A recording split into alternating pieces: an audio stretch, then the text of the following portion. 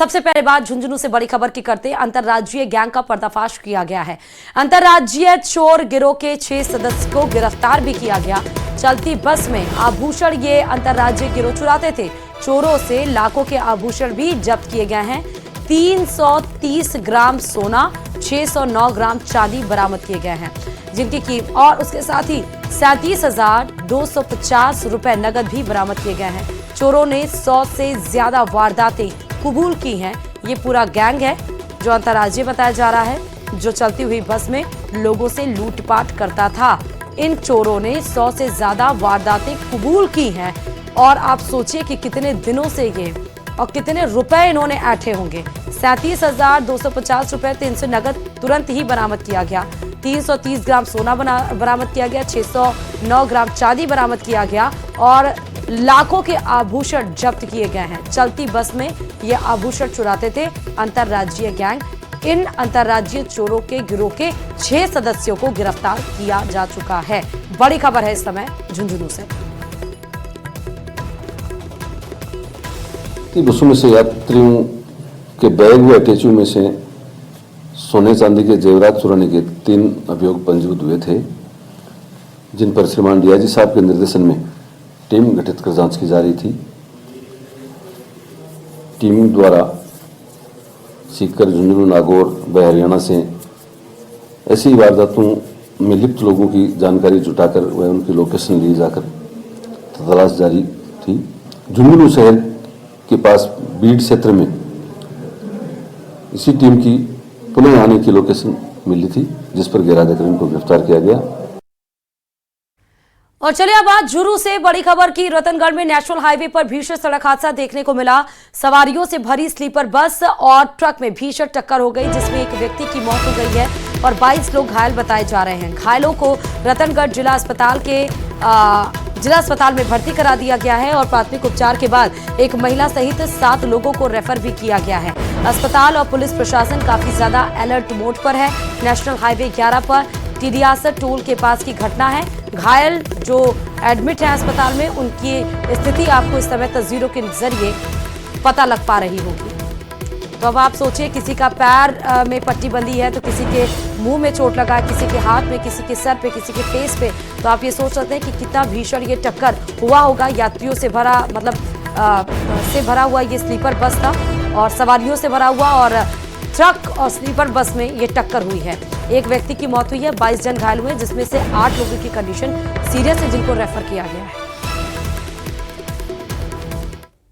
और चलिए अब बात जोधपुर से बड़ी खबर की। यहां पर भी तेज रफ्तार का कहर देखने को मिला है। यहां महामंदिर चौराहे पर बनी बैरिकेडिंग को तेज गति से आ रही स्कॉर्पियो ने तोड़ दिया। हालांकि इसमें कोई नुकसान नहीं हुआ है।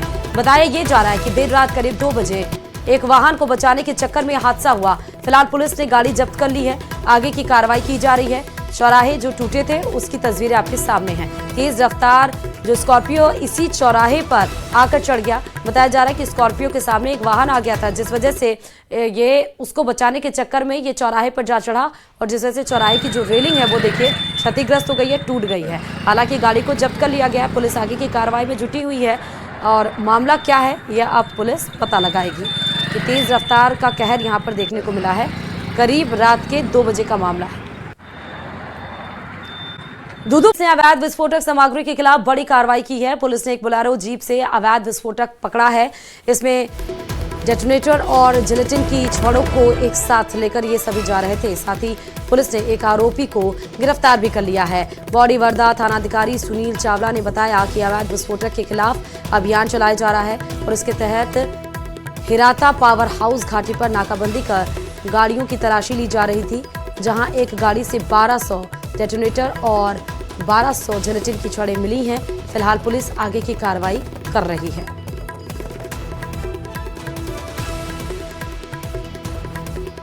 हेतु जिला पुलिस अधीक्षक महोदया द्वारा एक अभियान चलाया जा रहा है, जिसके तहत आज नाकाबंदी में एक सफेद कलर की बोलेरो चालक सत्यनारायण जाट निवासी भिलवाड़ा के कब्जे से 1200 जिलेटिन की छड़ें और 1200 डेटोनेटर बरामद किए गए। और चलिए अब बात श्रीगंगानगर से बड़ी खबर की। सूरतगढ़ एसडीएम कार्यालय पर किसानों का महापड़ाव अभी भी जारी है। फसल बीमा क्लेम को लेकर एसडीएम कार्यालय पर किसान अभी भी डटे हुए हैं। तेज सर्दी में खुले आसमान के नीचे इन सभी किसानों ने अपनी रात बिताई, लेकिन अभी भी इनका प्रदर्शन है कि जोर पकड़े हुए हैं। अभी भी पीछे हटने के लिए किसान तैयार नहीं हैं। किसानों और बीमा कंपनी प्रतिनिधियों के बीच आज बताया जा रहा है कि फिर से बात होगी और किसी नतीजे पे पहुंचने की कोशिश की जाएगी। 9 पटवार मंडलों के किसानों के बकाया फसल बीमा क्लेम के भुगतान की यहां पर किसानों के द्वारा मांग की जा रही है।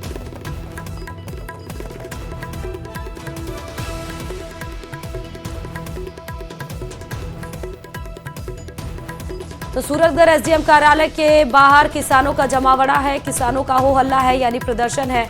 और आप देखिए कि सर्दी है और सर्दी में भी खुले आसमान के नीचे किसान टस से मस नहीं हुए, वो प्रदर्शन करते रहे और बैठे रहे। आज बताया जा रहा है कि किसानों बीमा कंपनी प्रतिनिधियों के बीच बात होगी और किसी परिणाम पर निकलने की कोशिश यहाँ पर की जाएगी। 23-24 पर कंपनी द्वारा लगाई गई आपत्तियों को जिला स्तरीय कमेटी में हटा दिया गया, उसका भुगतान किया जाए।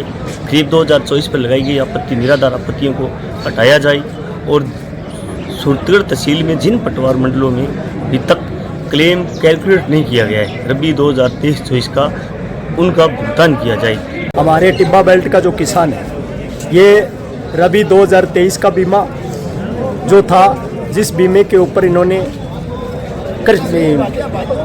बीमा कंपनी ने उस बीमे के अंदर इन्होंने ऑब्जेक्शन लगा के और उस बीमे को रोक रखा है। 125 करोड़ रुपए का जो किसान का वाजिब बीमा है, वो बीमा कंपनी देना नहीं चाहती। और चलिए जालौर से बड़ी खबर आपको बताते चले, नकली घी बनाने की फैक्ट्री का भांडाफोड़ हुआ है। सांचौर में नकली घी बनाने की फैक्ट्री का भांडाफोड़ हुआ। नई नामी कंपनियों के नाम से घी बनाकर यहां पर पैक किया जा रहा था। सिद्धेश्वर सरहद इलाके में फैक्ट्री पर बड़ी कार्रवाई हुई है। लोगों के साथ यहां पर खिलवाड़ किया जा रहा था। मौके से बड़ी मात्रा में खाली और भरे हुए पैकेट और रैपर बरामद किए गए हैं। बरामद जो घी हुई है और जो निर्माण सामग्री है, उसके सैंपल ले लिए गए हैं और टेस्ट के लिए भिजवा दिए गए हैं। फिलहाल आप देखिए कि लोगों के स्वास्थ्य के साथ यहाँ पर कैसे धड़ल्ले से काम किया जा रहा था, लेकिन पुलिस ने जब छापा मारा, जब पुलिस को पता चला, जब पुलिस कार्रवाई में जुटी, तब पता चला कि यहाँ तो नकली घी बनाने की पूरी फैक्ट्री यहाँ पर खड़ी है, जो कि ब्रांडेड घी नाम से यहाँ पर डुप्लीकेट घी बनाकर मार्केट में सप्लाई करते थे, बेचते थे और लोगों की हेल्थ के साथ यहाँ पर धड़ल्ले से खिलवाड़ किया जा रहा था। फिलहाल सैंपल्स कलेक्ट कर लिए गए हैं सामग्री के, और निर्माण सामग्री थी और जो घी बरामद हुई है, और सैंपल्स जो हैं वो टेस्ट के लिए भिजवा दिए गए हैं।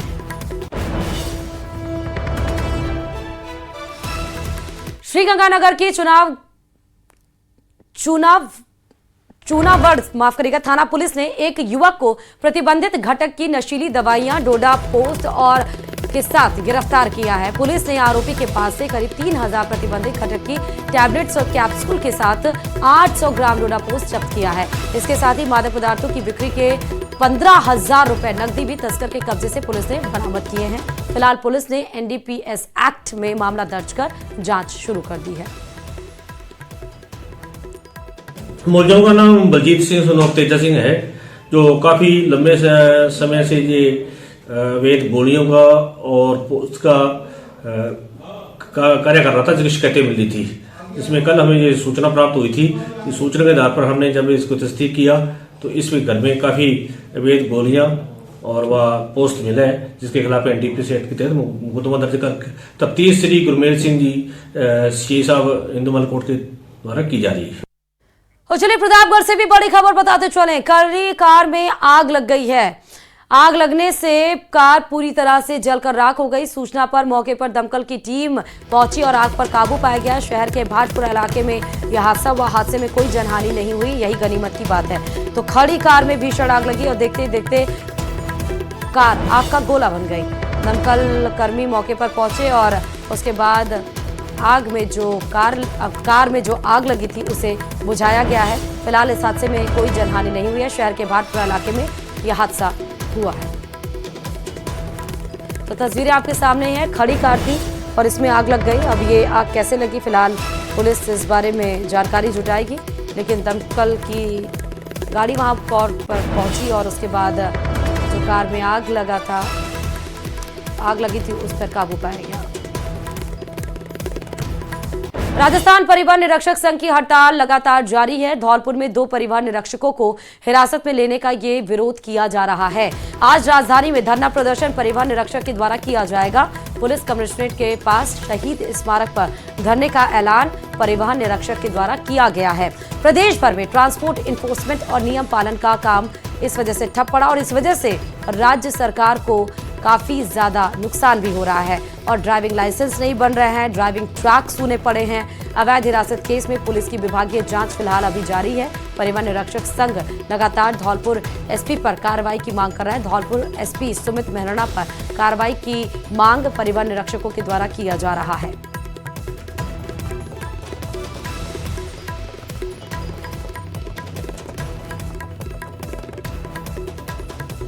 और इधर बूंदी पास्को कोर्ट ने नाबालिगों से दुष्कर्म मामले में फैसला सुनाते हुए 3 आरोपियों को 20-20 साल की कठोर सजा सुनाई है। साथ ही तीनों पर अलग अलग राशि का जुर्माना भी लगाया।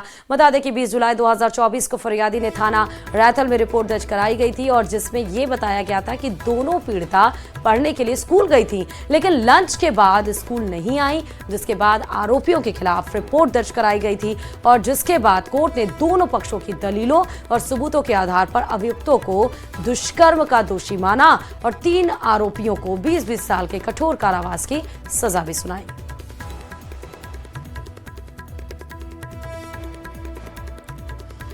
राजस्थान विधानसभा का बजट सत्र का आज बता दें आज 11 बजे से इसकी शुरुआत होगी और प्रश्नकाल के साथ सदन की कार्यवाही शुरू होगी। राज्यपाल के अभिभाषण पर आज मुख्यमंत्री भजन लाल शर्मा शाम 5 बजे जवाब देंगे। सीएम भजन लाल आज सदन में जवाब देंगे लेकिन सुबह 11 बजे विधानसभा जाने का भी कार्यक्रम सीएम का है। बजट सत्र का आज पहला चरण पूरा होगा और आज शाम 5 बजे राज्यपाल के अभिभाषण पर जवाब देंगे सीएम भजन लाल शर्मा।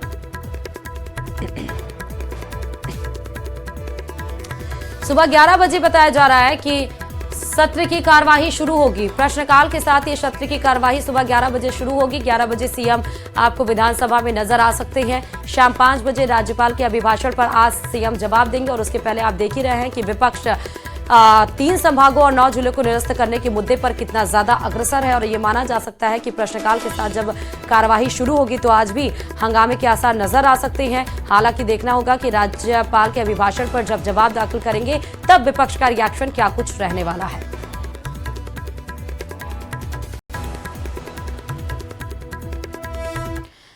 प्रदेश में जिलों के मुद्दे पर सड़क से लेकर सदन तक संग्राम मचा है। विधानसभा परिसर में विपक्ष ने जोरदार नारेबाजी की। चर्चा के दौरान मंत्री जोगाराम और टीकाराम के बीच तीखी नोकझोंक भी देखने को मिली। विपक्ष का आरोप है कि जिलों को लेकर सरकार स्थिति साफ करने के बजाय इधर उधर के जवाब दे रही है। देखिए रिपोर्ट।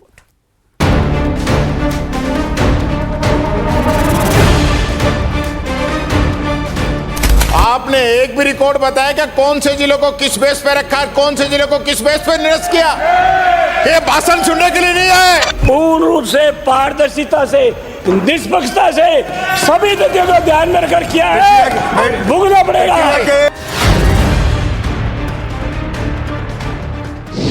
जिलों की बहाली को लेकर विपक्ष का हंगामा। सड़क से लेकर सदन तक खुला मोर्चा।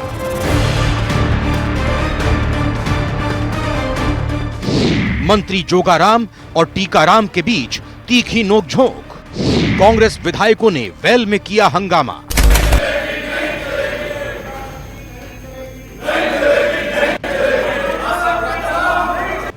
राजस्थान विधानसभा में 2 दिन से जिलों के मुद्दे पर विपक्ष लामबंद है। बुधवार को कुछ जिलों के गठन को निरस्त करने पर शुरू हुआ हंगामा गुरुवार को भी जारी रहा। गुरुवार को स्थगन प्रस्ताव पर विधायक सुरेश मोदी और रामकेश मीणा को अपनी बात रखने का मौका दिया गया। स्थगन प्रस्ताव पर चर्चा के दौरान रामकेश मीणा ने सदन में जिले का मुद्दा उठाया और सरकार के फैसले को दुर्भावना से प्रेरित बताया। फिर भी आपने पिक एंड चूज करके इन जिलों को खत्म किया है।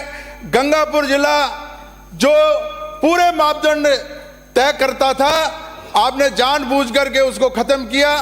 गंगापुर के लोग बहुत पहले से इसको गंगापुर के जिले बनाने की मांग करते आ रहे थे।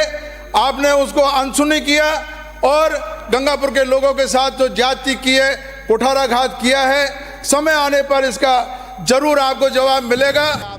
वहीं विधायक सुरेश मोदी ने सरकार पर बिना ठोस आधार जिलों को खत्म करने का आरोप लगाया। आपको बता दें कि स्पीकर ने कांग्रेस की तरफ से सिर्फ रामकेश मीणा और सुरेश मोदी को मुद्दे पर बहस की इजाजत दी। राज्य सरकार ने संभाग और जिलों का दर्जा समाप्त करके वहां की जनता के साथ अन्याय और अत्याचार किया है, युवाओं के भविष्य के साथ खिलवाड़ किया है और क्षेत्र के विकास को खत्म करने का काम किया है।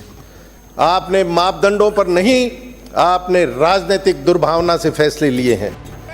विपक्ष के हंगामे के बीच संसदीय कार्य मंत्री जोगाराम पटेल ने जवाब दिया। हालांकि इस दौरान नेता प्रतिपक्ष टीकाराम जूली से उनकी बहस हुई। ये भाषण तो आप प्रेस में दे रहे हो, सारे एक के तथ्य बता दीजिए, तथ्यों के साथ बताइए ना। माननीय अध्यक्ष महोदय, हमारा एवरेज 10 लाख है, 10 लाख का एवरेज है हमारा, 10 लाख। एक जिले में 10 लाख जनसंख्या का एवरेज है। इन सब के बीच संसदीय कार्य मंत्री जोगाराम पटेल ने कहा कि सरकार के पास जिले बनाने और खत्म करने का अधिकार है। क्षेत्रों, डिवीजनों आदि के निर्माण, समाप्ति अथवा परिवर्तन करने की शक्ति राज्य सरकार नए जिले, उपखंड, तहसीलें, उप तहसीलों और गांवों का निर्माण कर सकती है अथवा वर्तमान जिले, उपखंडों, तहसीलों और उप तहसीलों को समाप्त कर सकेगी। एब्सोल्यूट राइट है गवर्नमेंट के पास। पहला, संसदीय कार्य मंत्री जोगाराम के बयान पर टीकाराम जूली ने सरकार पर सिर्फ भाषण देने का आरोप लगाया। उन्होंने सरकार से पूरी रिपोर्ट दिखाने की मांग की। जब रिपोर्ट नहीं दी गई तो कांग्रेस विधायकों ने नारेबाजी करते हुए वेल में हंगामा किया। जिलों का जो बहुत गंभीर विषय है, माननीय दोनों सदस्यों ने तथ्यों के साथ बताया। सरकार जवाब दे रही है, आप विधि मंत्री हैं, संसदीय कार्य मंत्री हैं, आपने एक भी रिकॉर्ड बताया क्या कौन से जिलों को किस बेस पे रखा है, कौन से जिलों को किस बेस पे निरस्त किया? ये भाषण सुनने के लिए नहीं आए, ये भाषण तो आप प्रेस में दे रहे हो, सारे एक के तथ्य बता दीजिए, तथ्यों के साथ बताइए ना। आप तथ्यों के साथ बात रखिए, चर्चा समाप्त। आप जिनको निरस्त किया है वो बताइए। विपक्ष का हंगामा बाहर भी जारी रहा। सरकार के खिलाफ जमकर नारेबाजी की। इस प्रदर्शन में नेता प्रतिपक्ष टीकाराम जूली भी शामिल हुए। विपक्ष जिलों को खत्म करने के पीछे सत्ता पक्ष को जवाब दे रहा है, उससे विपक्ष संतुष्ट नहीं है। गौरतलब है कि गहलोत सरकार ने अपने कार्यकाल के दौरान 17 नए जिले और 3 नए संभाग बनाने की अधिसूचना जारी की थी। मौजूदा भजनलाल शर्मा सरकार ने पूर्ववर्ती गहलोत सरकार द्वारा गठित 9 जिलों और 3 नए संभागों को खत्म करने का फैसला दिसंबर में किया था। हालांकि 8 नए जिलों को बरकरार रखा गया। Bureau report, news 18 Rajasthan.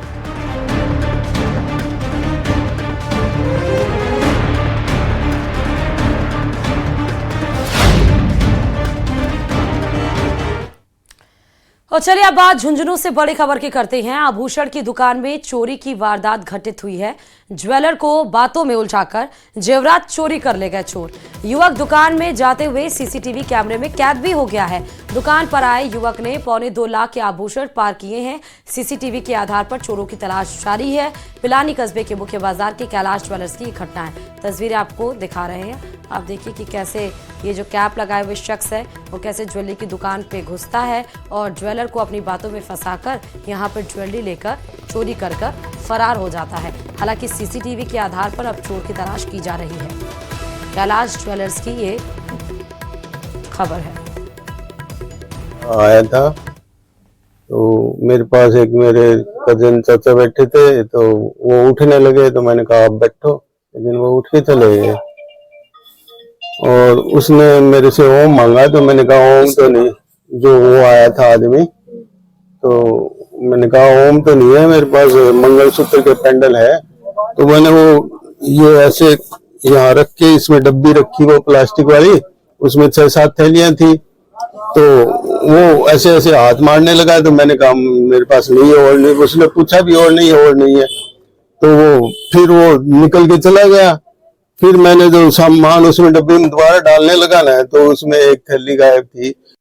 और सीधे आपको लाइव तस्वीरें दिखाते हैं। आरबीआई ने रेपो रेट में बदलाव किया है। 5 साल के बाद ये रेपो रेट घटाया गया। क्या कुछ बोल रहे हैं गवर्नर, वो आपको सीधे सुना रहे हैं।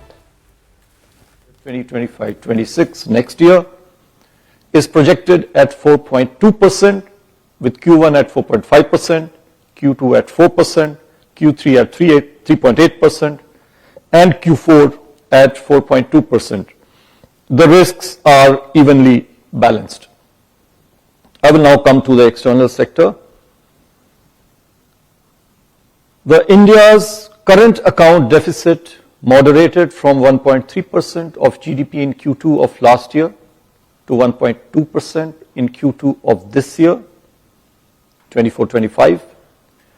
According to the World Bank, India, with an estimated inflow of $129.1 billion US, continues to remain the largest recipient of remittances globally last calendar year 2024. The current account deficit for this year is expected to remain well within the sustainable level.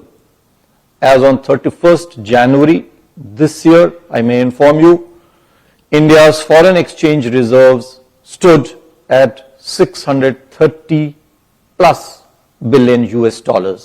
This provides us an import cover of more than 10 months. Overall, India's external sector remains resilient as key indicators stay robust. I would like to mention over here, and especially because there has been commentary in the media about the Reserve Bank's exchange policy. Well, the Reserve Bank's exchange rate policy over the years has remained very, very consistent. Our stated objective is to maintain orderliness and stability without compromising market efficiency. The Reserve Bank believes in the market efficiency of the markets that we have in India for Forex. Accordingly, our interventions in the Forex market focus on smoothing excessive and disruptive volatility. It does not target any specific exchange rate level or band. The exchange rate of the Indian rupee is determined by market forces, and we will continue with this policy. Coming now to liquidity and financial market conditions, I may state that after remaining in surplus from July to November 2024, system liquidity as measured by the average net position under the liquidity adjustment facility did turn into a deficit during December 2024 and January 2025.